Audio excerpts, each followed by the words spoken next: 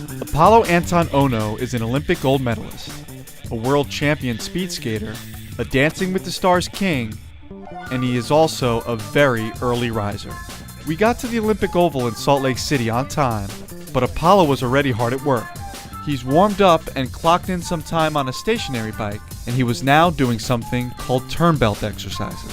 Okay, so the turn belt, we take this long belt, which is essentially, it looks like a seat belt. I wrap it around my waist, and whoever's holding me wraps around his waist, and he provides tension.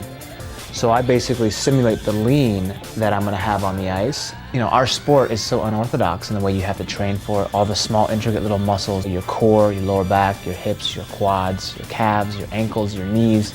I mean, everything has to work in synchronicity, and that's one of the exercises that really helps with that. The U.S. speed skating team had a 12-hour day the day before, and although they were sore, it didn't appear to slow them down. After training on the track, they prepped to get on the ice. You'll see why in a minute, but if the molding or the blades of these custom-made boots change at all, even a tiny difference could cost the skater a race. The equipment is like one of the most important parts of short track. You can be the fittest guy, the strongest guy, train the hardest, and it means absolutely nothing if you get on the ice and you can't put it together because your equipment's holding you back. It's gonna hurt. It's a challenge to catch these skaters on camera, mostly because they whiz by at 40 miles an hour.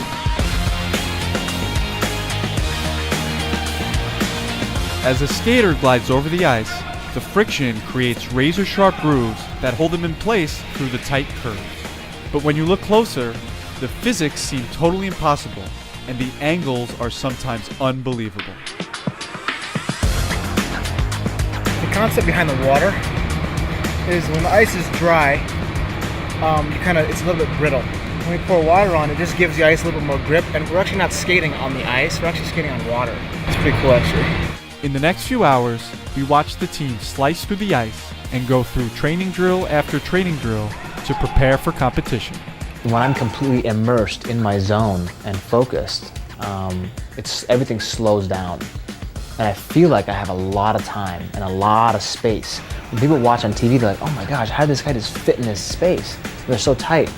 But for some reason, I can scan and I can see when this guy's gonna slip, when this guy's gonna move out, where there's an opening. And it may only be for like, a tenth of a second, if that. And boom, if I can fit in that hole, I will. And that's what it's all about, never hesitating, and once you commit, you commit. In between sets, Apolo and his coaches intently discuss and rebuild his form over and over again. After a while, it makes sense. A lifetime of training is literally riding on razor blades. My motto this season and for the rest of this year is have no regrets. I want no regrets in my life. And that's why we push so hard. That's why we train so hard. That's why this morning, I knew I was gonna be dead. I knew I was gonna be hurting. But it doesn't matter. It doesn't matter. That's what it's about. This is what it's about, is when I'm dead, before I even get on the ice for the morning training, I go out there, I put in as much effort and I focus like that's the last 2 hours of preparation for the games. That's a beautiful thing. The end product is visually impressive, but it takes a lot more than just ice training to be truly great. Speed skating is a delicate balance of strength, agility, power, and precision. The athletes' dryland workouts include running, biking, and weightlifting. But on this day, we filmed one important portion of their training, the stair workout. It's perfect for skating because we just finished kind of slow, long pushes on the ice. And what that essentially does, the stair training we do, it recruits all these muscles along your quads, your hips, your calf muscles, your ankles to fire at once. So like one cycle is every step, every third step, every fifth step. And then that's one set. And we do 14 sets of that. And then we did, the individual legs going up, 3 sets, going side, 3 sets. And then double leg was 3 sets as well. They make it look easy, but you should know that this exercise took 45 minutes. If you want to lose weight, doing some high intensity training like that, you go slice through fat. Lock and load. Load and lock. After the stairs, Ohno ran a mile on the outside track to warm down, and then finally took some time off to give me a quick lesson. Try to push to the side. Think of yourself as crouching like a ball. You see this motion right here? These are your legs here. This is your back. You're sitting a little bit high, but what you want this to be parallel. So you want to be down about this much further. There you go. Okay. But sit back, sit back, sit back.